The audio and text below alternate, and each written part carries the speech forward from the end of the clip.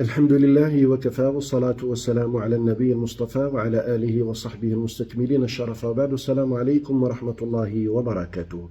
لا نزال أيها الأحبة مع شذرات من باب الأضحية على ضوء مذهب مالك رحمة الله تبارك وتعالى عليه، ومسألتنا متعلقة بالإجابة عن سؤال، والسؤال أيها الأفاضل: هل يجوز للمسلم أن يستبدل وأن يغير أضحيته أم لا؟ صورة المسألة: اشتريت أضحية فرأيت أني لم أوفق في اختيارها، أو رأيت فيها ما يمنع فيها، فأردت أن أغير هذه الأضحية بأضحية أخرى. هذه صورة المسألة.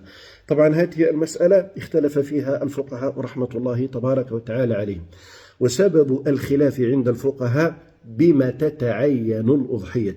يعني هل الأضحية تتعين بنفس الشراء أم تتعين الأضحية بالذبح؟ هذا هو أصل الخلاف عند فقهائنا رحمة الله تبارك وتعالى عليهم، والذي نفتي به أيها الأفاضل ما أفتى به مالك رحمة الله تبارك وتعالى عليه، كما نقل عنه تلميذه ابن القاسم العتقي كما في المدونة.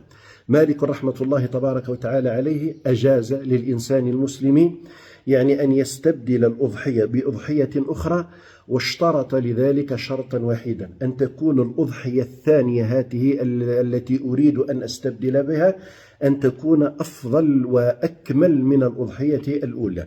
فقد يعني نقل ابن القاسم رحمة الله عليه كما في المدونة: قلت: أرأيت الرجل يشتري الأضحية فيريد أن يبدلها، أيكون له ذلك في قول مالك رحمة الله تبارك وتعالى عليه؟ قال مالك: لا يبدلها إلا بخير منها. فهذا هو الأصل، وهذا هو المنقول عن الإمام مالك رحمة الله تبارك وتعالى عليه، على أنه ينبغي ويجدر بنا التنبيه أيها الأفاضل على جزئية ربما قد يقع فيها الإنسان المسلم في حال تبديله واستبداله الأضحية الأولى بأضحية ثانية. بعض الناس ربما يعني يبيع الأضحية الأولى ويريد أن يشتري بهذا الثمن أضحية ثانية أن تكون أفضل وأكمل. في حال يعني شرائه للأضحية الثانية نقول له أنه لا يجوز له أن يستفضل من ثمنها شيئا. يعني هذه الأضحية الأولى لما تبيعها وتريد أن تشتري بها أضحية ثانية، لو وجدت أضحية ثانية تكون أفضل ربما أنقص من ناحية الأجر، أي بمعنى أنه يتبقى لك بقية من ثمن الأضحية الأولى، نقول تخريجا على قول مالك أنه لا يجوز لك ذلك. مالك رحمة الله تبارك وتعالى عليه بالنسبة لهذا المال قال أنه لا يجوز لك أن تستفضل شيئا من ثمنها، بل تشتري بجميع الثمن شاة أخرى أيها الأحبة. فإن لم يجد الإنسان يعني بالثمن هذا الذي بعت به، لم أجد به يعني شاة، قال مالك رحمة الله تبارك وتعالى عليه: أنني أزيد، يعني أضيف مالا آخر على هذا المال حتى أشتري شاة أخرى.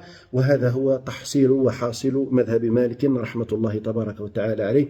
نسأل الله سبحانه وتعالى أن يرزقنا الإخلاص في الأحوال والأقوال، إنه ولي ذلك والقادر عليه. والسلام عليكم ورحمة الله وبركاته.